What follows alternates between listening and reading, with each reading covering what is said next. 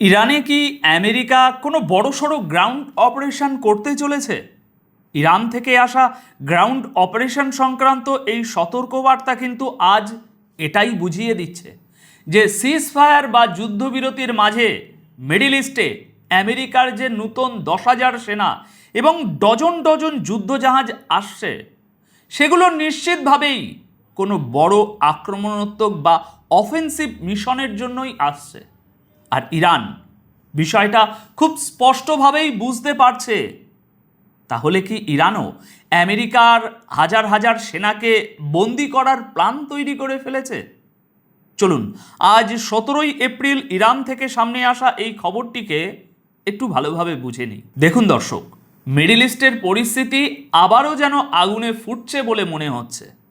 Donald ট্রাম্পের তরফ থেকে 10,000 নতুন সেনা আর যুদ্ধজাহাজ পাঠানোর সিদ্ধান্ত ইরানকে একদম সতর্ক করে দিয়েছে।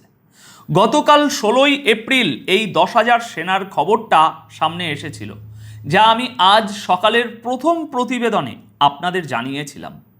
ইরানের এখন স্পষ্ট মনে হচ্ছে যে এটা শুধু চাপ সৃষ্টির কোনো চাল নয়, বরং কোনো বড় গ্রাউন্ড অপারেশনের প্রস্তুতি হতে পারে। আজ 17ই এপ্রিল সামনে আসা খবর অনুযায়ী ইরানের এক্সপিডিয়েন্সি কাউন্সিলের সদস্য মহসিন রেজাই আমেরিকাকে খুব কড়া এবং সরাসরি একটা ওয়ার্নিং দিয়েছেন। আর এর মধ্যেই লুকিয়ে আছে হাজার হাজার সেনাকে বন্দি করার হুমকি। হ্যাঁ দর্শক, মহসিন রেজাই পরিষ্কার বলে দিয়েছেন যে আমেরিকা যদি ইরানের মাটিতে পা রাখার একটুও দুঃসাহস দেখায়, তাহলে তাদের হাজার হাজার সেনাকে ধরে বন্দি করা হবে। তিনি সতর্ক করে বলেছেন যে প্রত্যেকটি আমেরিকান সেনার বদলে আমেরিকাকে কোটি কোটি ডলারের মূল্য চোকাতেও হবে। আর এই সব কিছু আগে থেকেই ঠিক করে রাখা হয়েছে।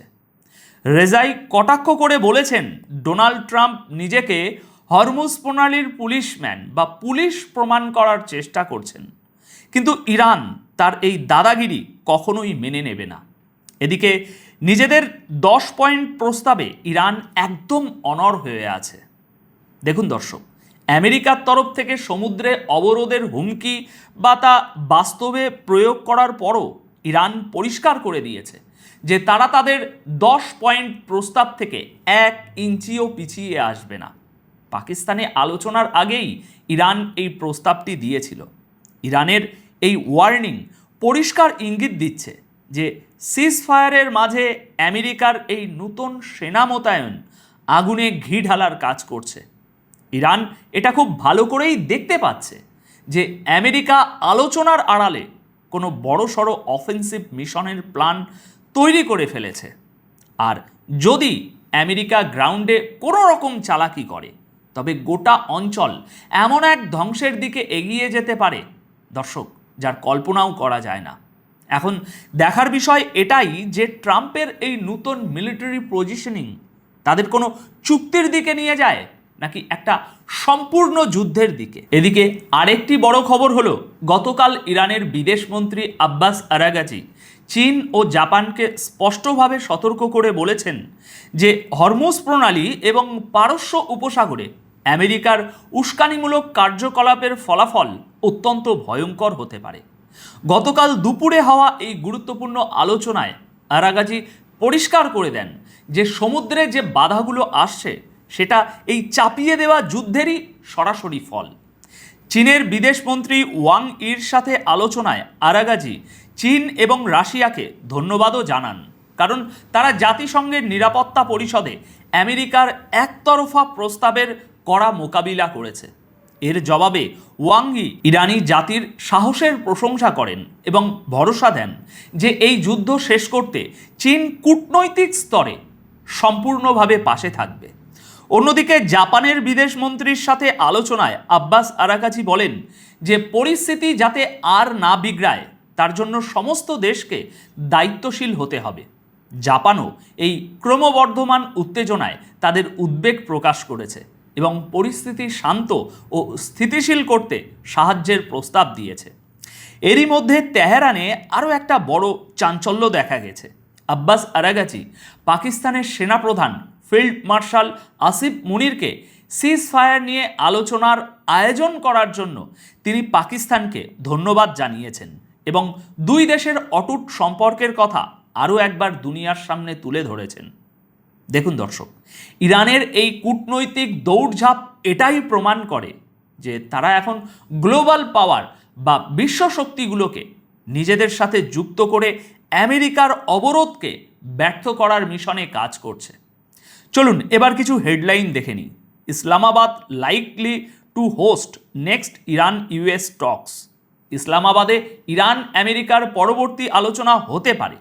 ইরানের তাসনিম নিউজ এজেন্সিও এটা কনফার্ম করেছে এবং লেবাননের আল মায়াদিনও লিখছে যে এটা খুবই সম্ভব যে ইরান আর আমেরিকার মধ্যে খুব তাড়াতাড়ি যে আলোচনা শুরু হওয়ার সম্ভাবনা তৈরি হয়েছে সেই মিটিং আবারও পাকিস্তানের রাজধানী ইসলামাবাদেই হতে পারে। তো আপাতত আরও একবার আলোচনার কথা হচ্ছে। অন্যদিকে মিলিটারি প্রেশারও বাড়ছে। অবরোধ তো হয়েই আছে।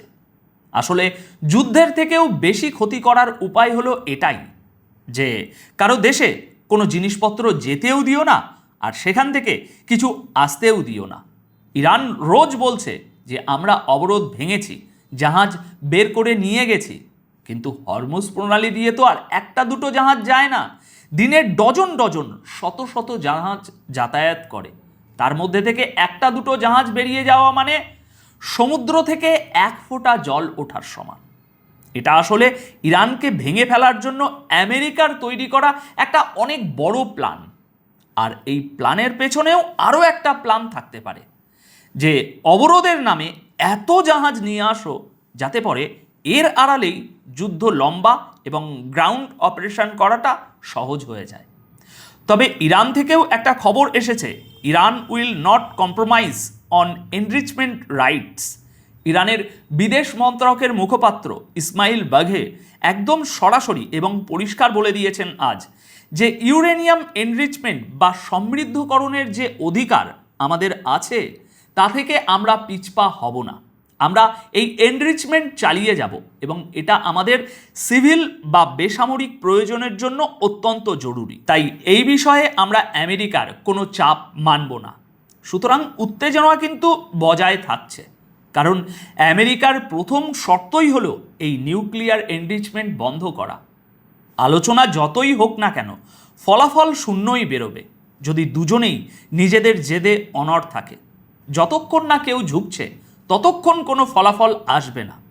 হ্যাঁ, যদি এর মধ্যে অন্তত কয়েক বছরের জন্য এনরিচমেন্ট বন্ধ রাখার মতো কোনো শর্ত আসে তবে হয়তো মনে হবে যে হ্যাঁ কিছু একটা হতে পারে।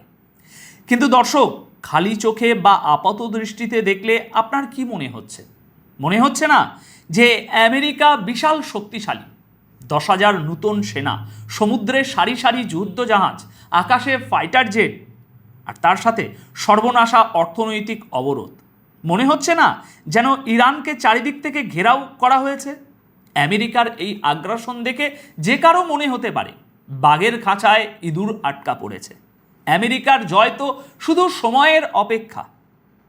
কিন্তু না, আন্তর্জাতিক রাজনীতির আসল মজাটা এখানেই। কারণ যুদ্ধ শুধু পেশি বা অস্ত্রের জোরে জেতা যায় না, যুদ্ধ জেতা হয় মগজাস্ত্র দিয়ে। আর এই মগজাস্ত্রের লড়াইয়ে বা স্ট্র্যাটেজির খেলায় ইরান কিন্তু আমেরিকার থেকে কয়েক কদম এগিয়ে আছে। কিভাবে? চলুন সেই গল্পটা আপনাদেরকে একটু বলি। দেখুন, আমেরিকা ভাবছে তারা ইরানকে একঘরে করে ফেলেছে, কিন্তু ইরান এই অবরোধকেই তাদের সবচেয়ে বড় অস্ত্রে পরিণত করেছে। একটু খেয়াল করে দেখুন, আমেরিকা যখন অবরোধের পর অবরোধ চাপাচ্ছিল, ইরান তখন চুপচাপ রাশিয়ার সাথে সামরিক চুক্তি করেছে আর চীনের সাথে অর্থনৈতিক চুক্তি সেরে ফেলেছে। অর্থাৎ আমেরিকা যে ইরানকে বিশ্ব থেকে আলাদা করতে চেয়েছিল, ইরান উল্টে আমেরিকাকে বাদ দিয়ে বিশ্বের নতুন একটা মেরু বা বলয় তৈরি করে ফেলেছে, যেখানে ডলারের কোনো দাদাগিরি নেই। এটা আমেরিকার প্রথম পরাজয়। এরপর আসুন সামরিক চালে। আমেরিকা তাদের $1 ট্রিলিয়ন সেনাবাহিনী নিয়ে মিডল ইস্টে বসে আছে, কিন্তু ইরান কি সরাসরি আমেরিকার সাথে যুদ্ধে জড়াচ্ছে? একদমই না। ইরান খেলছে অ্যাসিমেট্রিক ওয়ারফেয়ার। অর্থাৎ গল্পটা খুব পরিষ্কার, আমেরিকা হয়তো ভাবছে তারা বন্দুকের নল দিয়ে ইরানকে ভয় দেখাচ্ছে, কিন্তু ইরান এমন একটা দাবাড়ু চাল চেলে বসে আছে যেখানে আমেরিকা যদি আক্রমণ করে তাহলেও তারা হারবে, কারণ বিশ্ব অর্থনীতি ধ্বংস হবে এবং আমেরিকা একটা অন্তহীন যুদ্ধে জড়িয়ে পড়বে। আর যদি আক্রমণ না করে ফিরে যায় তাহলেও তারা হারবে, কারণ পুরো বিশ্বের কাছে আমেরিকার সুপার পাওয়ার ইমেজটা ধুলোয় মিশে যাবে। প্রাচীন চীনের বিখ্যাত সমরবিদ sun tzu তার আর্ট অফ ওয়ার বইতে লিখেছিলেন, বিনা যুদ্ধে শত্রুকে পরাস্ত করাই হলো শ্রেষ্ঠ যুদ্ধনীতি। ইরান ঠিক এটাই করছে। আমেরিকা গর্জন করছে ঠিকই, কিন্তু ভূরাজনীতির এই সাইকোলজিক্যাল আর স্ট্র্যাটেজিক যুদ্ধে ইরান ইতিমধ্যেই জিতে বসে আছে। তারা আমেরিকাকে এমন একটা ফাঁদে ফেলেছে যেখান থেকে বেরোনোর কোনো সম্মানজনক রাস্তা পেন্টাগনের কাছে নেই। এখন আপনার কি মনে হয়, আমেরিকার এই আস্ফালন কি সত্যি কোনো বড় যুদ্ধের প্রস্তুতি, নাকি নিজেদের হারতে বসা অহংকারকে বাঁচানোর শেষ চেষ্টা? আপনাদের মূল্যবান মতামত কমেন্ট বক্সে অবশ্যই জানাবেন। আপাতত এই বিশ্লেষণ এখানেই শেষ করছি। ভিডিওটি যদি আপনাদের পছন্দ হয়ে থাকে তবে অবশ্যই একটা লাইক করে বন্ধুদের সাথে শেয়ার করে দেবেন, আর চ্যানেলটি সাবস্ক্রাইব না করে থাকলে প্লিজ সাবস্ক্রাইব করে বেল আইকনটা প্রেস করে দেবেন। দেখা হবে পরের ভিডিওতে নতুন কোনো ভূরাজনৈতিক রহস্যের সমাধান নিয়ে। ততক্ষণ ভালো থাকবেন, সুস্থ থাকবেন। ধন্যবাদ আপনাদের সকলকে।